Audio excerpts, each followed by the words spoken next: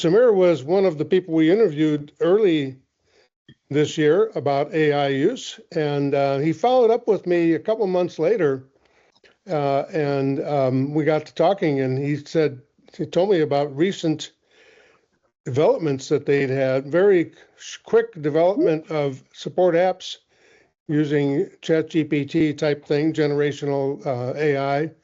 And what he told me amazed me. I hadn't heard that before, that very recent information before you told me, Samir. And it did a couple of things. One is it obsoleted all of our research up to that point, which is okay, but it also provided the focus for this day. I mean, everybody's talking about AI use and support, but there's a particular focus we've asked them to have, which is using generational AI for rapid development of support applications with, in general, pretty high accuracy when they're rolled out. So I asked Samir to come back and make a presentation for us about it from his perspective. And you brought along Phil, right? Why don't you introduce him, Samir? Yeah.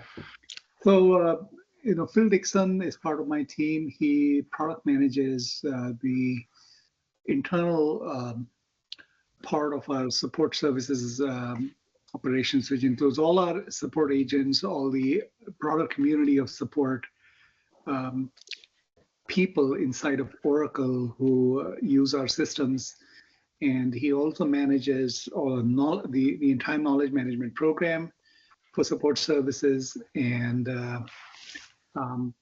in particular, he's leading the adoption of AI-based, both classical AI and Gen AI-based capabilities inside our support organization. So what we will cover today is just a little bit of our journey, right, in terms of where we started and how we began introduce AI, and really its evolution with the advent of Gen AI, how we plan to sort of make this a very structured part of how we operationalize it, right? So this journey is probably about 10 years, right, from when we started initially injecting AI into our different parts of our workflows to where we now are making it, an AI-led or AI-driven workflow. So I should have mentioned that you are VP of Global Support at Oracle. So just to make sure I did that, and then I'm going to sign off. Okay. All right. Thank you. I see Austin is here. Austin and I have worked together. I don't know who else is here. Jerry here, Jerry Stylick. And some of you guys are on mute, I guess. Okay, well, I can get started, Al. So let's go to the next slide, Phil. So I just want to check you can actually hear me as well. Yes, Phil. Okay, perfect, thanks. Okay. All right. So just very broadly, right, our vision for service is that most support organizations will transition to autopilot. And what we really mean by that is that AI, will, all these efforts, to inject AI in different parts of the workflows, which we and many other organizations have been doing, will essentially then be a grounds up AI-led design into how these workflows will evolve into. And that's the journey we are on. And we think this will lead to, obviously, enormous gains in agent productivity. We're talking about a step function change in terms of how this will drive the productivity of agents. We're looking at an end user experience that is today very fragmented. It's very driven by people needing to spend their time finding answers. The quality of these answers, very dependent on which article you hit, and all of that changing to really getting from taking that burden away from our customers to providing answers, precise answers in a very efficient way in a place where customers want to meet us.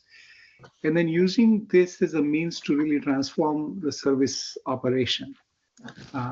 So going back, I think a lot of you are familiar with this, the fact that we 25 years ago, from offshoring to, drive into knowledge management, into all of us in support have tried to optimize, right, and reduce cost and improve service at the same time. What we think now, we are at the very, this journey has begun for some of us already, but where we are is this massive transformation of using AI and a service design that is led by AI, rather than bolting it on, building it in, and thinking about workflows with that sort of framework, rather than having a human framework and applying AI. We're thinking about an AI framework and then deciding where humans add value. So that's sort of the change that we are in. Next slide, Phil.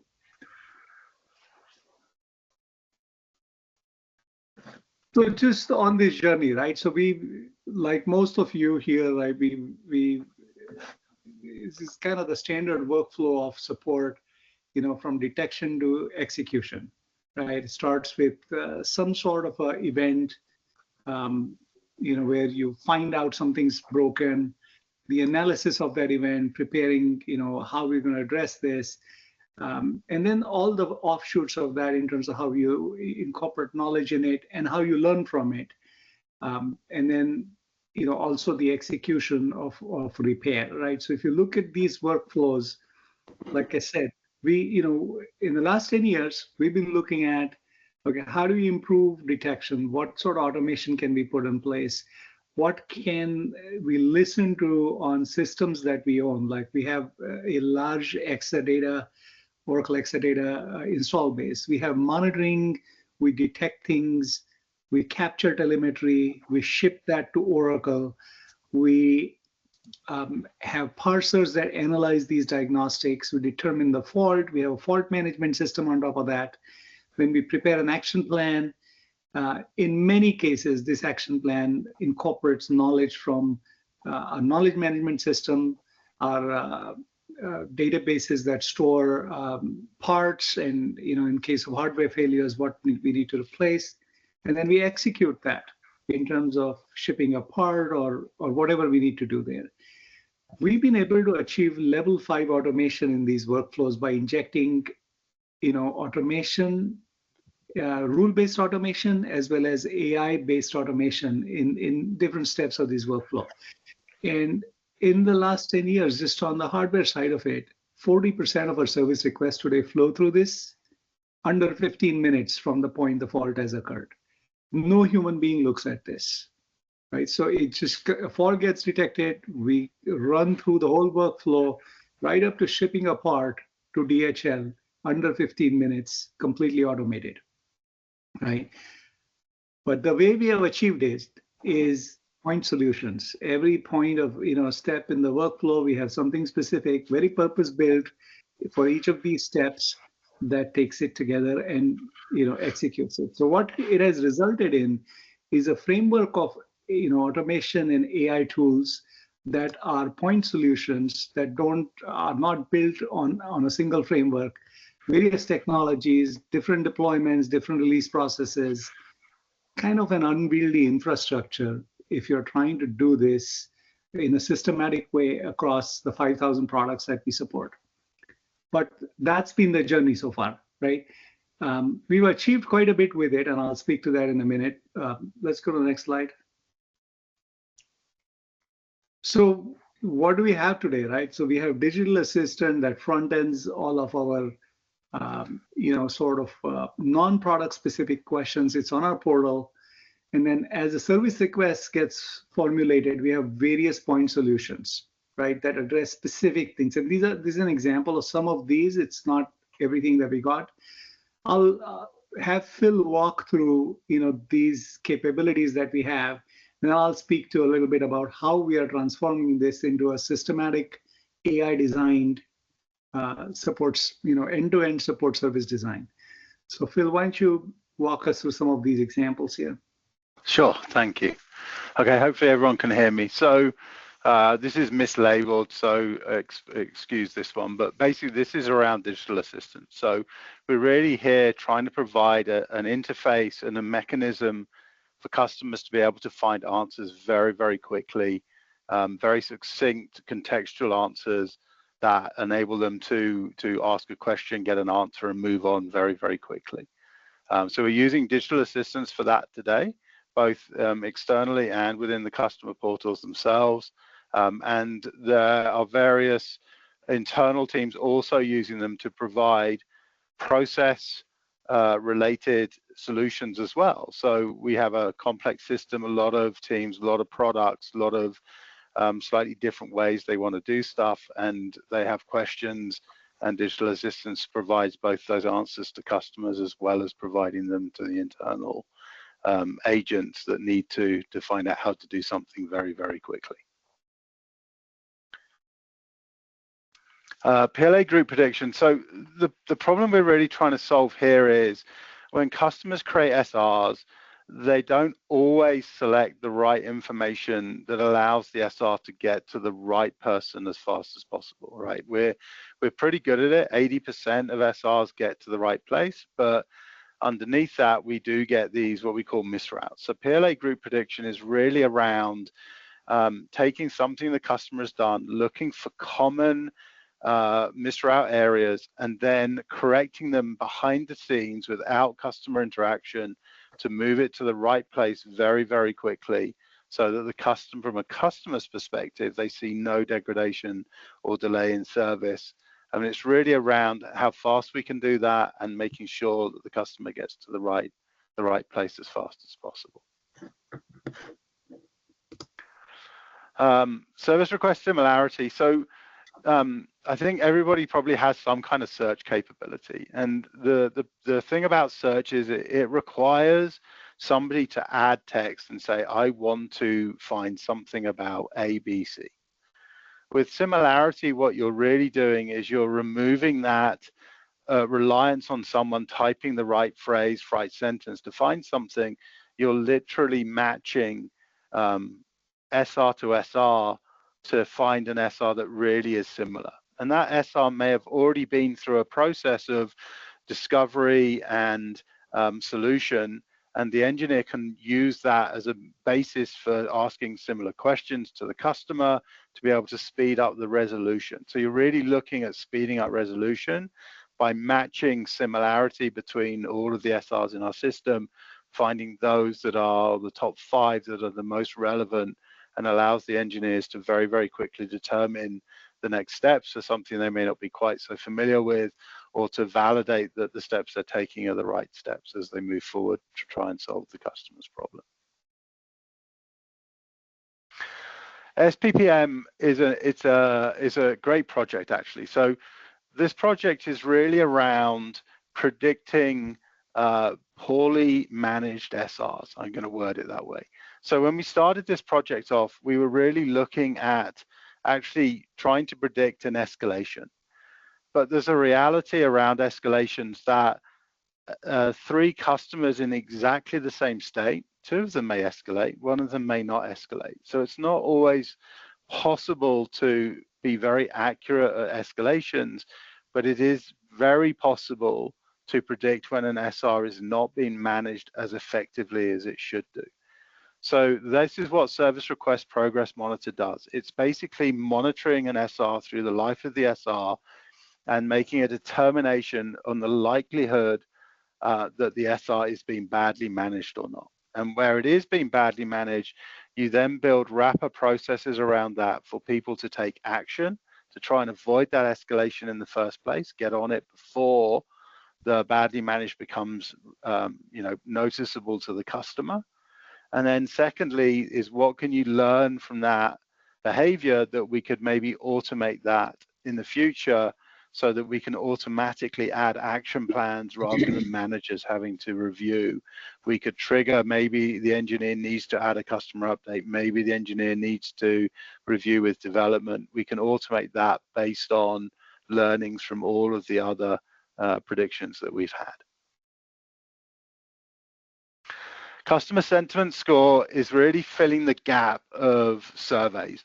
So I'm sure you all know that within a support organization, you will engage customers for surveys, and the return rate is not great. Industry standards around about 5% mark. So it is very hard, based on 5%, to really understand the overall sentiment of your customer. However, you can measure sentiment by the tone, the way the customer is answering questions about the updates they put in the SR, as well as various other factors. And from that, you can actually build a score that is able to measure how happy the customer is with the SR through the life of the SR. So it helps you to really understand where the customer's mindset is. It helps you to really then look at it and say, rather than my survey results, I can look across my whole estate, all of my SRs, and kind of get a feel for how we are delivering support across all of the SRs that have been handled. Topic clustering. So topic clustering has multiple uses. So again, there are various things that support organizations do: root cause analysis, looking for trends in SRs. Have we got a new problem with one of the products? Are we missing knowledge? Is there an ability to automate a capability to speed up resolution for the customers in the longer term?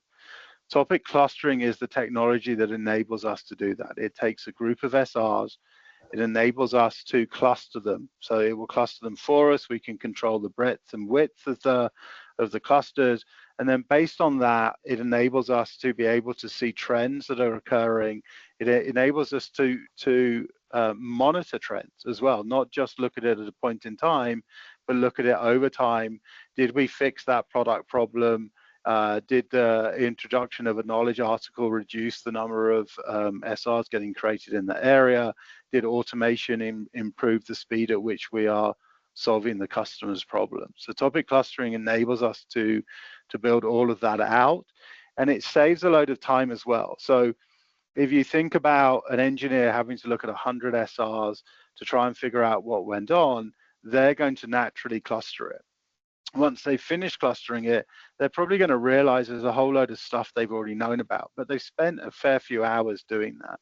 Topic clustering allows us to just focus on the clusters of interest rather than having to review every single SR. So again, it's an efficiency to the delivery teams to allow them to find these areas quickly and react to them, and then the outcomes of how they react then determines the benefits to the customers or to the agents as they implement solutions. And I think that's it for those. So I think, Samir, it's back to you again. Yeah, thanks, Phil. You can hear me, right? Yep. Okay. So yeah, I mentioned earlier, like last 10 years, we've been building these point solutions that help with specific, pain points in the workflow. And now we are at a point where we actually want to build this grounds up, as an AI-led design. So what we just very recently, in fact, less than 10 days ago, we went live on Oracle Service product called Oracle Service. And this is part of our Fusion suite of products. It is designed with AI as the basis of design for workflows. And we just migrated all of our legacy, support infrastructure for all our cloud products into Oracle Service. And next slide, Phil. And what Oracle Service is designed actually is with the notion that there are, just like we have human agents, you have AI agents. They combine the use of large language models as well as traditional classical AI technologies to achieve purpose-built, specific, goal-oriented tasks, right? So these agents are designed to specifically help support agents find answers, to help customers find answers. They work in the background and they're always there. And there isn't a general purpose one, right? These are specialized agents that are trained on specific tasks that augment the capability of humans to help in the resolution process. And they are, conversationally capable. You can interact with them just like you would do with a human using LLM capabilities. Next slide, Phil. So the idea, is like I was saying earlier, in the past, we took our existing support infrastructure, we infused it with AI, automation, both rule-based and classical AI in various points. We now have a complete stack that helps us manage this with a design that's grounds up and ensures the security of customer data, ensures compliance, like we have compliance for HIPAA or NIST compliance for our DoD customers. It helps us build and train models on this data and deploy these models inside. So we can not only use the native models that come with the product, but we can also bring in our trained models and bringing models to the data rather than moving the data around and making it less secure. And gives us the ability to have the right security infrastructure on it. Like we have, various levels of roles that allow various levels of visibility for customer data that we are in some cases contractually obligated not to share. In other cases, regulatory requirements prevent the sharing of that data. And based on this premise of need to know, we have to constrain the visibility of the data.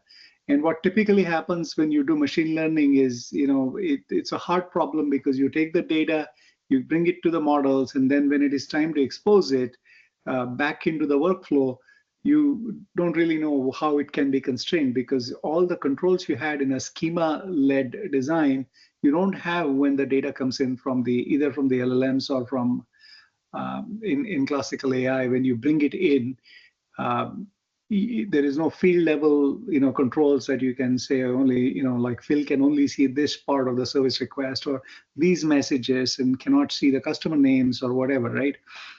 So I think that's the problem we are solving with this as well. Besides just the whole standardization of the infrastructure, both on the data pipelines of how you train these models, as well as the inference side of it, of how you actually consume it and use it in your workflows. Next slide, Phil. So this is, and Phil, I'll lead you into this in a minute because I have to drop Al in about 5 minutes. Phil will continue, walk through the rest of the slides. So the idea of, again, like I said, the embedded AI agents will span self-service, assisted service, and field service, right? So it's the full ecosystem. Oracle has all these elements today because we obviously have our traditional license support business, we have our cloud services, and we also have hardware, which requires field service. So we cover all the aspects of service. And this design is pretty much built on that, automation platform. The key thing here, is just that the whole service automation here is end to end, right? So it's just not just the back office, not just the customer self-service part, but it's all of it together. And every aspect of where there is capability to add value, you have purpose-built agents that actually enhance the value of the human interaction. Next slide, Phil. So just to give you a sense, each of these areas, now we'll walk through self-service. I'll let Phil actually drive this. but what we have today and what we are beginning to bring into the solution. So Phil, why don't you take us through the rest of this? Sure. So to Sameer's point, you have this kind of end-to-end flow, right? So the very first piece is where the customer comes in, is the self-service piece. We talked a little bit about the digital assistants before, and this is an area of growth as we build out more and more capabilities. The original digital assistants were very much a menu-driven, manually set up, configured, but digital assistants have moved forward now with the LLMs, etc., and Gen AI, the ability to integrate with knowledge systems, to be able to return through knowledge search, and then very much around how you can shorten and summarize question and answers, providing a much quicker implementation for customers to find the solutions they want. So we obviously. Can I just add one thing in here? Sure. So on the ODA side, what we traditionally have is the full ODA capabilities. Like Phil said, it's menu driven. You can do natural language questions. It can do data dipping and go retrieve your service request, find out you want to escalate a service request. You can do that through that process. So there are things which are specific to process-specific things that we can address, but it leaves out. So if you look at this, right, 20-25%, any support organization, sometimes more, issues that are known can easily be resolved if you had a way to figure out how to solve that, right? We think we clearly, with the LLM thing, it's clearly the opportunity. I'm sure everybody is looking at that as well. But it's a very involved problem because people pay us and we cannot be wrong. So we can't let the model hallucinate and give answers that are maybe semi-accurate or maybe sometimes misleading. So there is a lot of work required in getting to that very high degree of accuracy on these things. And it's not just about support data. There is a large amount of other engineering data that needs to come in, diagnostics and stuff that we've captured from customers, from this customer, from other customers, that helps to train these models to achieve that high level of accuracy. And you have to purpose build them for every sort of product area. It is a lot of engineering investment. It's not something just support can do, right? So by harvesting its own data. So there is, this notion of extending the ODA to doing a question answer service, which will lead into a very high degree of precision, which a support engineer today does after some research of the knowledge, and taking that whole process, which is manual, and making it level 5 process. And that's the journey that we're on in this with the question answering. Sameer, we have a quick question before you have to, I know you have to leave, so let me get this in, hopefully. Are there any problems matching of clustering customer data with proprietary customer data? No, we don't use any proprietary customer data in this. Okay, thank you. I have another question, but I think we can wait, so I'm sure Phil can take some. Yeah, so the data that we use is all Oracle data, and we have a information classification policy that separates out what is which, right? And in the services world, the data that is mostly configuration related or your systems setup related is data that is Oracle data. So we can clearly use all of that. The diagnostics that are spun out, that if it contains customer data, like order information or HR information, we never use that in training our models. Yeah. Okay, Alda, I'm sorry, actually I have to drop now, so I'll let Phil. Phil owns this area. He can answer, I'm sure he can answer all your questions. No problem. Thank you, Sameer. All right, thanks you. Sameer. Yeah. Okay, so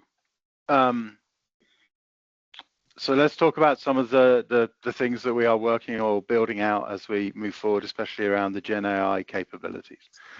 So we're as people search, so search is a common solution. Everybody wants to search. Everyone uses Google today, but really it's taking it to the next level. So not just bringing back a set of results and showing those results to a customer, but can we actually determine based on the question that the customer has asked what specifically they're asking, and then actually provide the answer, not just a set of results. So rather than seeing a list of results, they see the steps they need to carry out whatever task they're trying to do, but also they're able to click on to the actual document and look at it in its full if they want to, or maybe they want to see other documents. Maybe we didn't quite hit the mark and there's something else of relevance.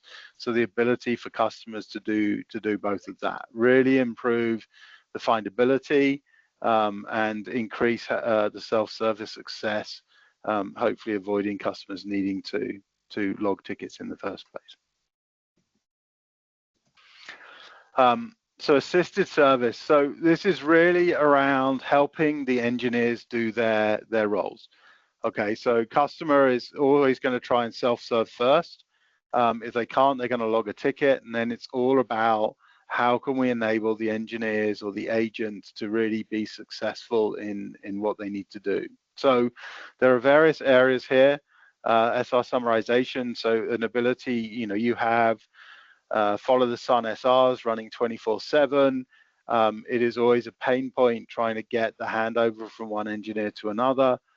Being able to summarize it for managers that are contacted for escalations, being able to very quickly summarize what's going in the SR, not just from a text point of view, but from a kind of a time point of view as well. Knowledge management authoring assistant, so very much around taking data from SR. So in Oracle, a vast swathe of our knowledge gets generated from service requests, right? We're removing all the customer data, as Samir said, and very much focusing on just the knowledge part of it, so that the next customer that comes in with the same problem is able to find a solution. Being able to auto-generate that, being able to remove the irrelevant information and just keep the core information, turn that into a very quick knowledge article that can be reviewed before being published, will save time and effort from the engineers, et cetera, et cetera. So I think I got a few examples to run through. So chat summary for wrap up. So we obviously have conversations with our customers. They can end up being going to a live agent. Conversations can go on for multiple minutes, and then what you end up with is a long conversation that probably has 30–40% relevance, where the rest of it is the backwards and forwards going on. So the ability to summarize and lift out those key pieces of information and put it in a format that whoever looks at it next is very quickly able to see what the gist of the conversation was, without having to read through every single part of the conversation, removing the hellos, goodbyes, all of that part, and just giving us the key pieces. Really helps reduce the time and effort for agents who come back to it. Customers prefer it because they can obviously see the very quick summary of what happened, rather than having, again, to read through everything. So the summarization key there. Digital assistant generate answers. So a lot of LLM is around taking a large amount of information and putting it into a much smaller summarized piece of information. Chat is such a good way of doing that.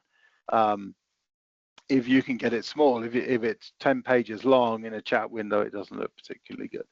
So it's really around being able to take a complex piece of information, summarize it down in an interface that allows the customers to converse in a chat-like manner, and then be able to find an answer very quickly to the problem that they have, that they can read, but then also providing them with the link if they want to go and look at more information in the background.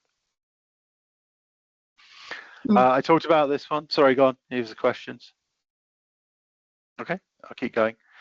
I talked about this one a little bit. So again, we generate a large amount of knowledge from our service requests, right? Customer logs a problem, never seen it before. We work through the process to find, get to a point of solution for the customer. Now we want all of our agents and our customers to absolutely be able to locate that information. And for obvious reasons, customers cannot go looking at other customers' SRs. That would be a bad thing. So we want to create knowledge. We need to remove any customer valid information. We need to summarize what could have been 10 days worth of work into a consumable, structured piece of information that another customer can consume. So that LLM capability to really summarize down and put it into a structured format. So Phil, we have a question on field service. Are you going to cover that more in a minute? I am. It's the last slide I have. Okay, I thought it might be, but so we'll wait for them. Okay, perfect. Okay, service request response generation. So now we have all these knowledge articles, right, that we've generated. And knowledge articles, we have a structure. We provide contextual information. And not everybody wants to know that contextual information. Some people just want to know exactly what they need to do. What do I do to fix my problem? I don't mind all the rest of it around there. So the ability to summarize, whether that be in a chat or within an SR, and say, hey, Mr. Customer, your solution is this document. Here's a summary, but the system to generate that summary rather than the customer having to go read the whole document, but having it as a reference if they want to go read it. And to Sameer's point, trusting the accuracy of that summary is exceptionally important. But that, again, helps customers and moves the SR to solution much faster. So Sameer talked a little bit about automation and level 5. And what level 5 really means is that no human being touched that SR. It was logged by a customer. From that point forward, all the information was provided. That was parsed and analyzed. A determination was made, and from the field service point of view, a part was ordered or an engineer and part were scheduled. Okay. Now, one of the key parts of that whole process is at the very beginning is understanding exactly where the customer's problem is. It's around guiding them through and enabling us to really refine exactly what problem the customer is having. And based on that, then we can take the right actions. So that takes time and effort today. We have people that work on creating those interviews, testing those interviews, and then releasing those interviews to the customer.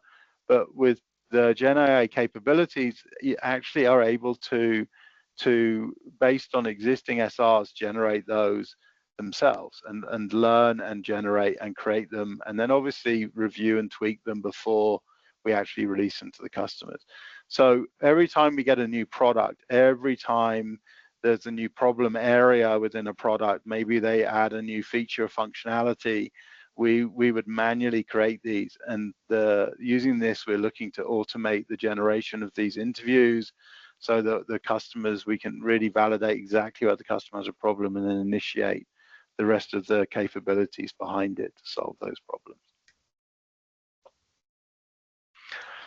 SR summarization, again, I mentioned this earlier. I talked about duty managers, end of shift summaries, escalations, anything that really allows somebody to take what could be pages of information, timeframes, mapping times to look at when a bug got created, when an engagement into cloud operations occurred, et cetera, to be able to have the system summarize that, not just in terms of the LLM side where you get the textual summarization, but actually pulling together a whole summarization page that very, very quickly allows someone to determine exactly where the SR is and what the next steps need to be.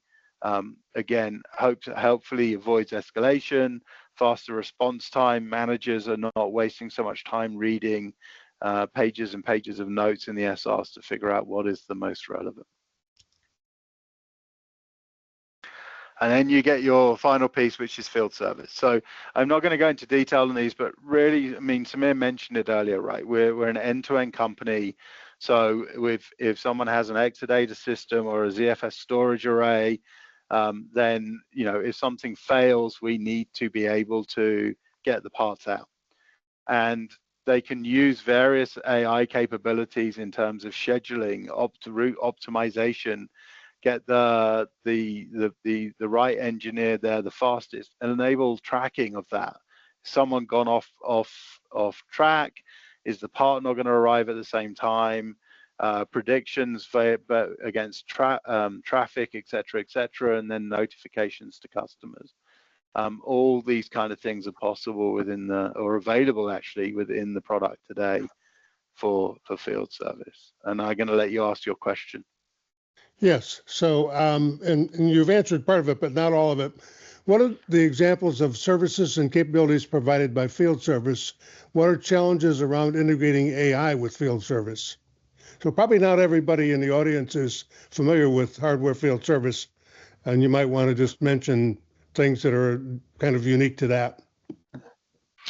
Yeah, I mean, I guess so if you look at hardware field service, you have two really key components to it. One is a part, and the other part is an engineer, and they have to be synchronized. We are way past the carrying parts in the trunk of a car scenario that was probably in existence 15 years ago. Now we have warehouses, tier 1, tier 2, tier 3. We have engineers do not all live in the same location. So you have to schedule, you have to get the parts shipped. They have to arrive at the same time, or at least the part has to be there before the engineer arrives on site.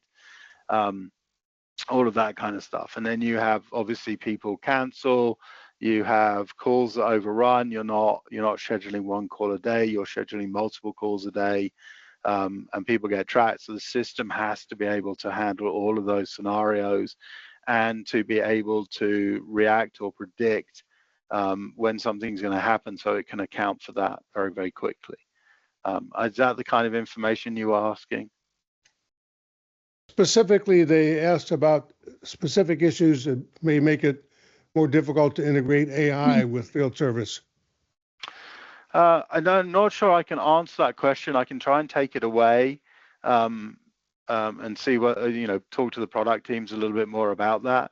But I mean, the reality of AI is it's based on data, and we have no shortage of that Oracle data to be able to analyze and make determinations, right? We've been shipping parts, engineers, scheduling, you obviously can get hold of data around traffic routes and stuff like that. So that stuff exists. Obviously, one of those concerns is going to be, if you're using third-party data, you have to have approval to do that. But from an Oracle perspective, we certainly have a lot of that data already. Okay, let's move. Whenever you're ready, we'll move on to Q&A. Okay, it's definitely Q&A time. Okay, fire away with questions.